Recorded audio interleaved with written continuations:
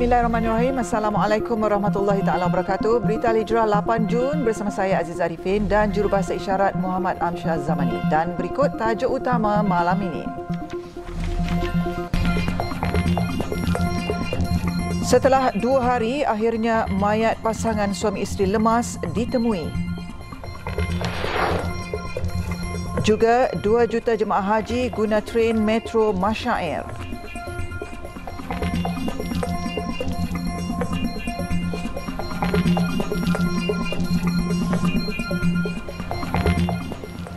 Mayat suami isteri mangsa tragedi bot terbalik di perairan Tanjung Harapan, Pelabuhan Klang kemarin ditemukan lemas pagi tadi. Pegawai Operasi Unit Penguatkuasaan dan Eksis Agensi Penguatkuasaan Maritim Malaysia APMM Selangor, Lieutenant Maritim Muhammad Syafiq Sarzali berkata, mayat kedua-dua individu warga tempatan itu dijumpai terapung 7.42 pagi di kedudukan kira-kira 0.1 batu nautika dari Pelabuhan Utara, Pelabuhan Klang. Kedua-duanya dijumpai berasingan pada jarak 200 meter antara satu sama lain. Mayat diserahkan kepada polis untuk tindakan lanjut. Masa kedua masa sedang terapung lah. Terapung. Jarak antara kedua masa tu lebih kurang 200 meter. 200 meter. So tuan masa tu bawa ke darat? Masa tu seterusnya selepas dijumpai itu kita telah bawa ke JT Mati Negeri Selangor lah. Lebih kurang pada dah tiba lebih kurang pada jam 8.50 pagi tadi. Operasi mencari dan menyelamat kemudian ditamatkan jam 9.50 pagi. Terdahulu dilaporkan 3 maut apabila bot dinaiki mereka terbalik dalam kejadian kira-kira jam 4.30 petang kemarin. Bot itu dinaiki 6 individu warga tempatan tetapi hanya seorang terselamat. Hasil siasatan awal mendapati bot itu dipercayai hilang kawalan sebelum terbalik di perairan berkenaan berjarak kira-kira 0.3 batu nautika barat Tanjung Harapan.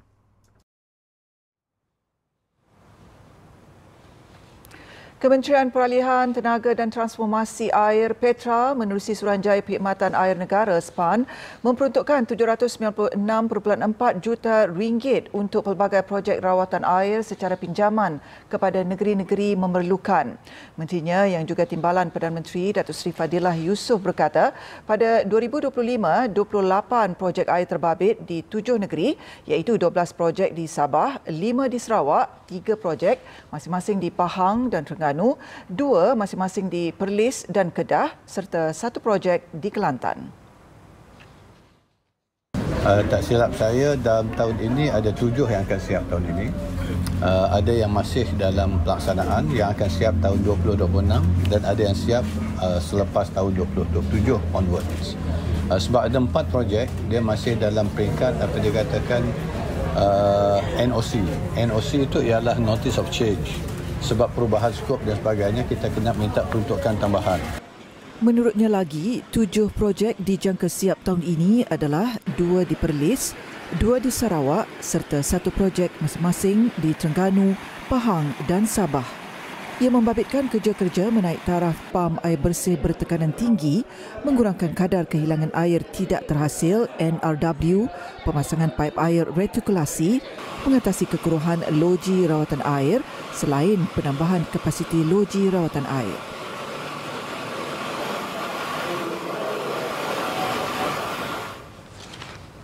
Sementara itu, Datuk Seri Fadilah memberitahu rizab takungan air seluruh negara ketika ini berada di tahap selamat bagi menghadapi musim monsun barat daya ketika ini yang dijangka berlangsung hingga September. Pihaknya sentiasa melakukan pemantauan berterusan bagi memastikan bekalan air negara mencukupi sekiranya berlaku kemarau. Ya, biasa kita akan sentiasa ada pemantauan secara terutamanya di reservoir kita, di empangan dan sebagainya. Memang ada monitoring. Bukan saja waktu musim kering, tapi setakat ni semua reserve masih ada lah. Masih berada dalam. Pada masa sama, beliau menasihatkan agar rakyat memainkan peranan dengan membudayakan amalan menggunakan air secara berhemah bagi mengelak pembaziran utiliti berkenaan. Datuk Seri Fadilah berkata demikian kepada media ketika menghadiri Majlis Ibadah Korban Kampung Tupung Jaya di Petrajaya, Kuching pada Ahad.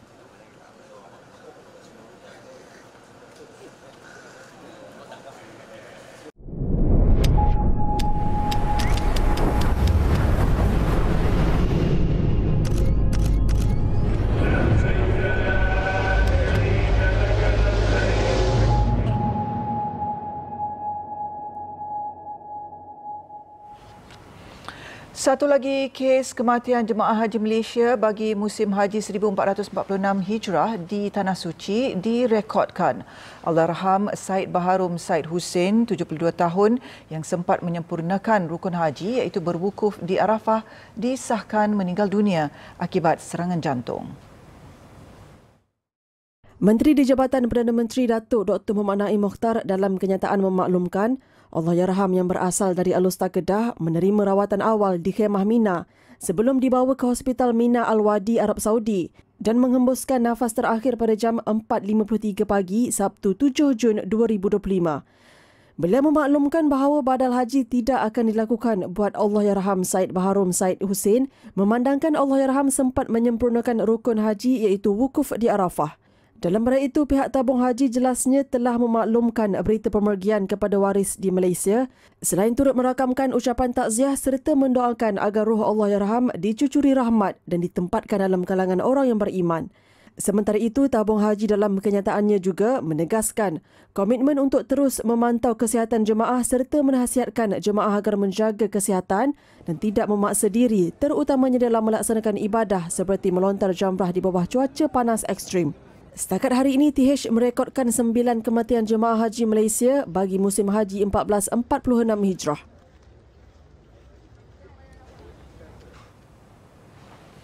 Hampir 1.2 juta jemaah haji tahun ini telah menikmati kemudahan kereta api Metro Masyair yang telah mula beroperasi sepenuhnya sejak 7 Zulhijjah lepas sehingga semalam. Ia menjadi pilihan pengangkutan utama jemaah yang menghubungkan Arafah, Musdalifah dan Mina. Laporan bersama Hanisa Hasanuddin dan Zamir Zulkafli di Mina, Arab Saudi. Baik, sekarang saya berada di dalam kereta api di mana kereta api ini menghubungkan daripada Arafah ke Mina iaitu Jamrah, dan semestinya kereta api ini adalah antara teknologi termoden yang disediakan oleh Kerajaan Arab Saudi bagi memudahkan dan untuk keselesaan para jemaah, dan semestinya dengan perjalanan yang lebih lancar, yang lebih jimat masa, semestinya akan membuatkan para jemaah lebih khusyuk untuk beribadah tanpa perlu rasa letih. Train Metro Masyair hanya beroperasi pada musim haji sahaja selama 7 hari dan dijadualkan lebih 2,000 perjalanan dilakukan bagi menampung sekitar 2 juta jemaah haji. Ia menghubungkan 9 stesen di kawasan Arafah, Musdalifah dan Mina dengan stesen terakhir yang terletak di tingkat keempat Jamrah. Menurut jurucakap rasmi Saudi Arabia Railways, Khalid Al-Farhan, meskipun waktu operasinya amat singkat, namun pihaknya telah memastikan semua persediaan berada dalam keadaan optimum dengan 12,000 kali percubaan telah dilakukan sebelum mula beroperasi sepenuhnya pada tahun ini bagi menampung keperluan lebih 2 juta jemaah. That train it's work in 9 station على خط طوله 18 كيلومتر in line toll it's about 18 كيلومتر سرعة القطار 80 كيلومتر في الساعة train speed is about 80 كيلومتر per hour that train help moving the pilgrims from all Mina, Arafat, Musdalifah. Kereta api Metro Masyair merupakan salah satu projek teknologi termoden di Tanah Suci yang mengendalikan 17 unit kereta api dengan setiap satu mampu memuatkan 3,000 penumpang dengan jumlah keseluruhan sebanyak 72,000 penumpang sejam. Inisiatif kereta api Metro Masyair ini selari dengan wawasan Saudi 2030 yang sekaligus membantu mengurangkan kesesakan di Tanah Suci serta meningkatkan keselesaan para jemaah. Laporan Hanisa Hasanuddin dan Zamir Zulkafli dari Mina, Berita Al-Hijrah.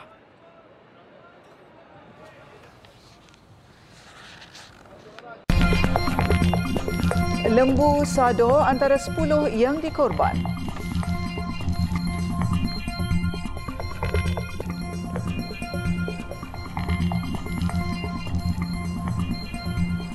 Alhamdulillah, bertemu kembali.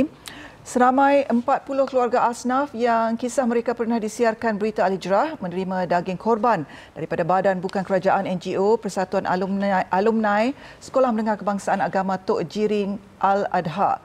Presiden Al-Adha Omar Abdul Aziz berkata, 3 lembu bernilai keseluruhan RM22,255 ditumbangkan memberi manfaat kepada kira-kira 1,000 keluarga yang kurang berkemampuan.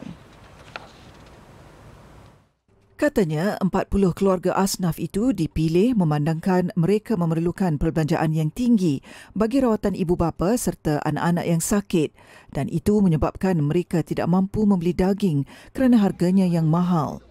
Ujar Omar, daging korban itu turut diagihkan kepada mereka yang tidak berkemampuan dari segi keuangan di sekitar Kuala Terengganu serta penduduk setempat. Juga hari ini kita menjemput 40 keluarga asnaf yang telah dipaparkan dalam berita TV Hijrah supaya mereka dapat merasai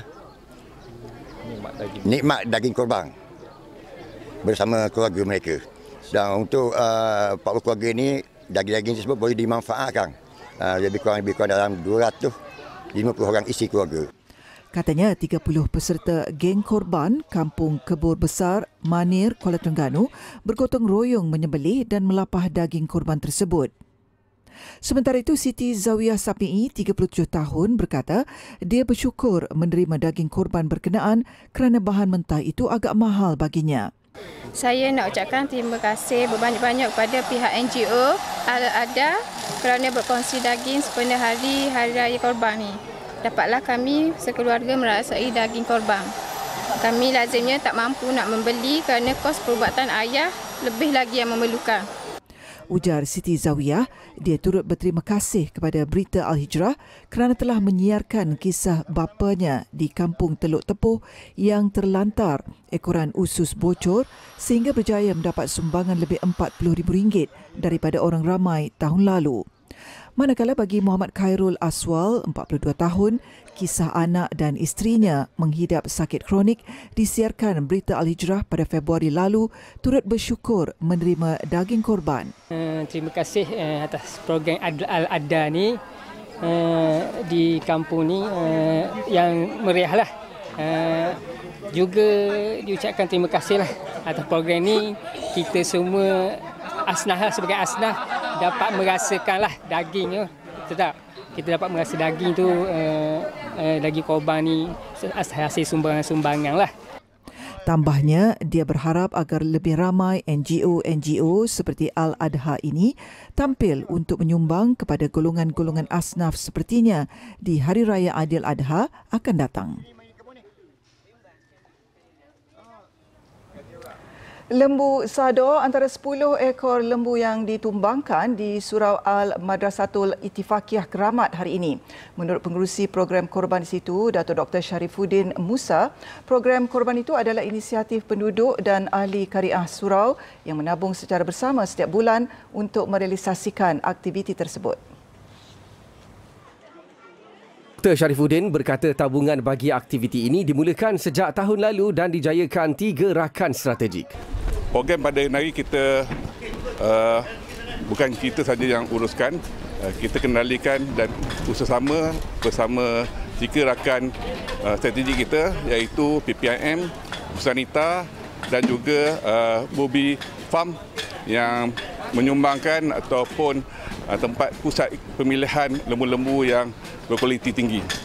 Kos keseluruhan ibadah korban ini dianggarkan menelan belanja lebih RM100,000. Mengulas lanjut, Datuk Dr. Sharifuddin berkata kaedah tabungan korban yang diperkenalkan itu memberi peluang kepada umat Islam sekitar melaksanakan ibadah itu sempena Aidiladha. Seramai 90 orang ditugaskan bagi proses melapah dan rewang kenduri, sekaligus mengeratkan lagi hubungan silaturahim sesama penduduk. Peserta ini adalah seorang usahawan. Dia menguruskan sendiri pengantaran lembu itu ke sini. Alhamdulillah, kita program korban hari ini dilaksanakan oleh penduduk setempat. Kita mengeratkan lagi ukhuwah dan silaturahim.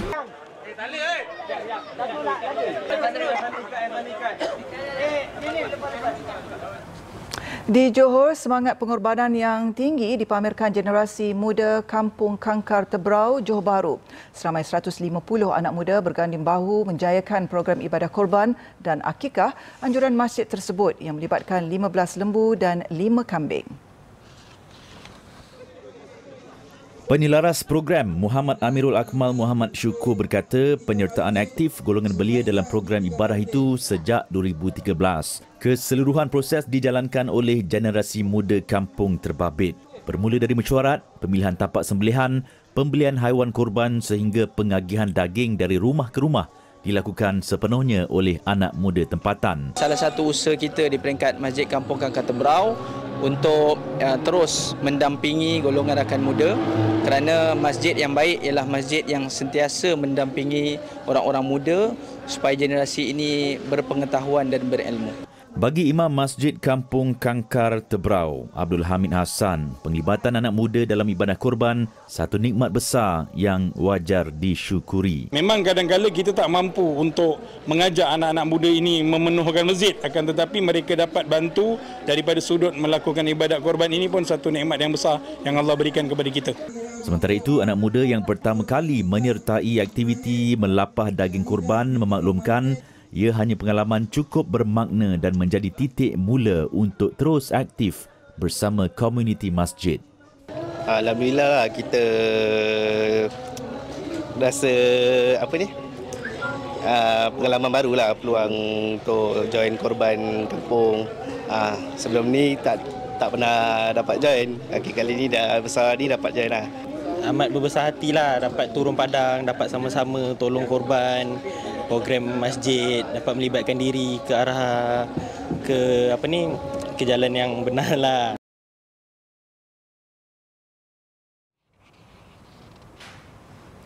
Pertubuhan Akademi Al-Bayan komited memperkasa mu'alaf dan melahirkan da'i daripada pelbagai latar belakang tanpa mengira bangsa atau keturunan. Usaha ini memberi fokus kepada pembangunan da'i mu'alaf yang bukan sahaja menguasai ilmu keagamaan tetapi juga berintegrasi dengan penguasaan teknologi AI. Kini Kompleks Akademi Al-Bayan sedang giat dibangunkan di Kampung Peguh Melaka dan telah mencapai kemajuan pembinaan sebanyak 70%. Antara tarikan utamanya ialah Masjid Tiga Budaya dan Medan Selera Tiga Bangsa yang dijangka menarik pelancong tempatan dan antarabangsa. Sempena bulan Zulhijjah yang penuh keberkatan ini, orang ramai dijemput untuk menyumbang bagi menyempurnakan baki 30% pembinaan. Sumbangan boleh disalurkan ke akaun yang tertera.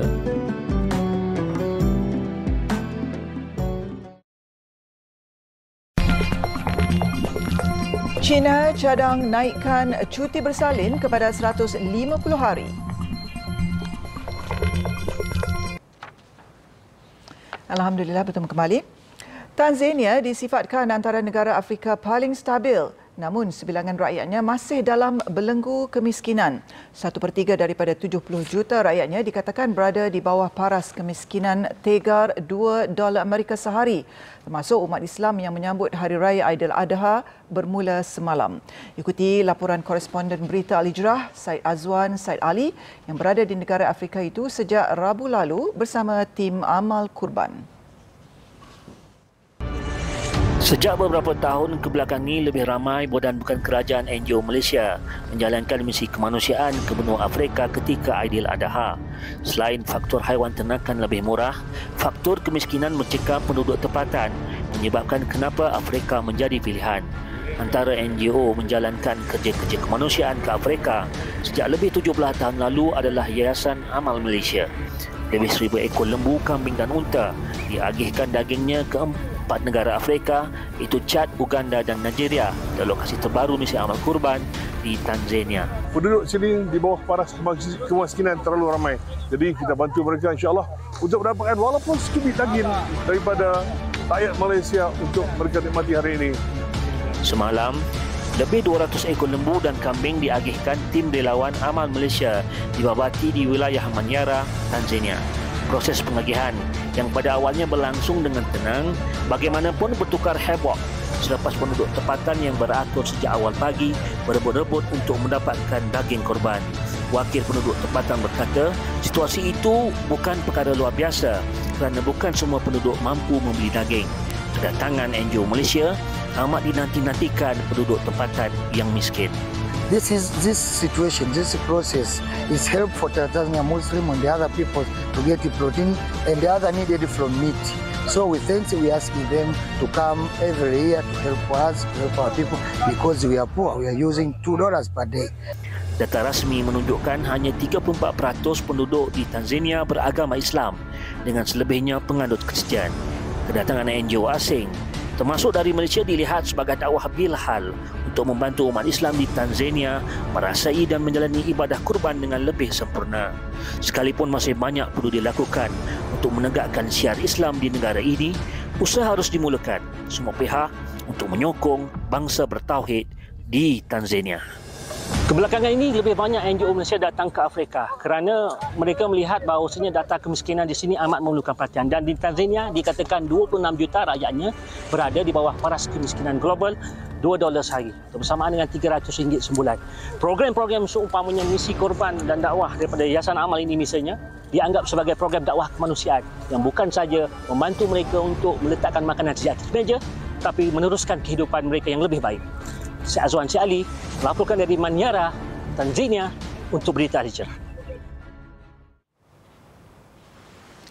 Tidak mengira waktu dan perayaan, rejim Zionis dengan bangganya meneruskan serangan pada Aidiladha terhadap penduduk Gaza yang tidak bersalah. Serangan semalam tersebut telah mengorbankan 50 penduduk termasuk seorang ibu bersama 7 anaknya. Serangan menyasarkan sebuah bangunan kediaman di Gaza City dan insiden berlaku ketika mereka sedang nyenyak tidur. Menurut laporan AFP, seorang ibu bersama 6 anak perempuan dan seorang lelaki turut syahid dalam serangan terbabit. Saudara mangsa Hamid Kahil tidak menyangka 8 beranak itu meninggal dalam keadaan menyedihkan kerana mereka hanyalah insan yang tidak mempunyai daya untuk melawan penjahat berperangan binatang itu. هذا البيت المستهدف لعائلة كحيل كما تشاهدون تم استهداف المنزل في ثاني أيام العيد. أطفال لعائلة كحيل جيراننا تبهدلوا، الدور كلها راحت على الأطفال، نسوان نازحين عندنا من دار كحيل، فيش عندنا حد غريب، فيش شباب، كل اللي ماتوا أطفال نساء بدون سابق إنذار ولا تبليغ ولا أي حد أعطانا إشارة. Dia bersama jiran lain mencari mangsa terkorban di bawah runtuhan dan berjaya mengeluarkan 8 beranak itu hanya menggunakan tangan mereka sahaja. Hamid menyifatkan hari raya kali ini merupakan hari yang hitam dan suram untuk mereka dan dia memohon agar pembunuhan beramai-ramai ini dapat dihentikan kerana sudah tidak sanggup untuk melihat warga tua, wanita dan kanak-kanak terkorban. Angka kecederaan perang terus meningkat menyebabkan bekalan darah di hospital di Gaza berada pada tahap kritikal. Bagi mengatasi masalah tersebut, kaki tangan hospital berkorban menderma darah kerana kebanyakan penduduk Palestin kini menghadapi kekurangan zat. Menurut Pertubuhan Perubatan Tanpa Sempadan MSF, pekerja kesihatan berbuat demikian bagi menyelamatkan nyawa pesakit selepas puluhan rakyat Palestin ditembak ketika cuba mendapatkan bantuan makanan. Perkara itu didedahkan selepas staf MSF mengadakan protes di luar Ibu Pejabat Pertubuhan Bangsa-Bangsa Bersatu PBB di Geneva. Protes bertujuan membantah sistem birokrasi di hab pengagihan bantuan di Gaza, kendalian Yayasan Kemanusiaan Gaza GHF yang disokong sepenuhnya oleh Amerika Syarikat. Sebelum ini, pihak berkuasa Gaza mengesahkan lebih 100 penduduk Palestin maut ditembak, manakala hampir 500 cedera dalam tempoh 8 hari selepas hab bantuan itu dibuka.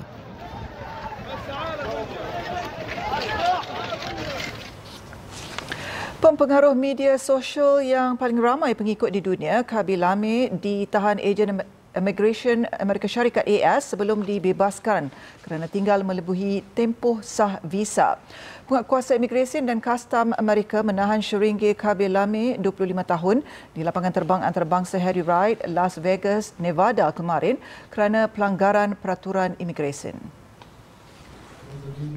Dalam kenyataannya, penguatkuasa Imigresen dan Kastam Amerika berkata Lim memasuki Amerika pada 30 April lalu dan tinggal melebihi tempoh visanya. Lim dikatakan ditahan dan dibebaskan pada hari yang sama. Lim menduduki tempat teratas dalam platform TikTok dengan 162.2 juta pengikut. Dia menjadi terkenal kerana video-video lucunya yang memaparkan dia tidak bercakap walau sepatah, namun hanya menggunakan isyarat tangan serta bahasa tubuh untuk menjelaskan sesuatu perkara.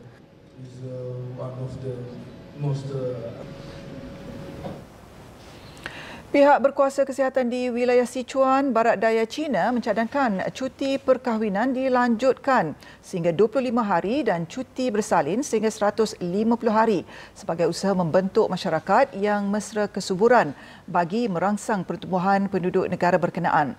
Langkah berkenaan diambil ketika kerajaan China terus bergelut untuk meningkatkan kadar kelahiran dalam ekonomi kedua terbesar dunia itu. Penduduk China mencatatkan penyusutan buat tahun ketiga berturut-turut pada tahun lalu dengan pakar menjangka trend penurunan akan terus meruncing. Wilayah Sichuan mempunyai populasi seramai 84 juta orang iaitu melebihi jumlah penduduk kebanyakan negara termasuk Jerman dan United Kingdom. Cadangan itu akan menyaksikan cuti perkahwinan dipanjangkan sebanyak 400% berbanding 5 hari ketika ini. Manakala tempoh cuti bersalin lebih daripada 2 kali ganda iaitu dari 60 hari kepada 150 hari. Wilayah itu turut mencadangkan cuti paterniti dilanjutkan kepada 30 hari berbanding 20 hari ketika ini bagi memudahkan suami menjaga isterinya selepas bersalin dan menggalakkan perkongsian tanggungjawab dalam membesarkan anak. Sichuan muncul sebagai antara wilayah paling progresif di China apabila membenarkan wanita belum berkahwin mendapatkan rawatan persenyawaan in vitro IVF. Pada 2023, pihak berkuasa wilayah itu turut mengumumkan individu bujang layak menerima manfaat yang sebelum ini dikhaskan untuk pasangan berkahwin.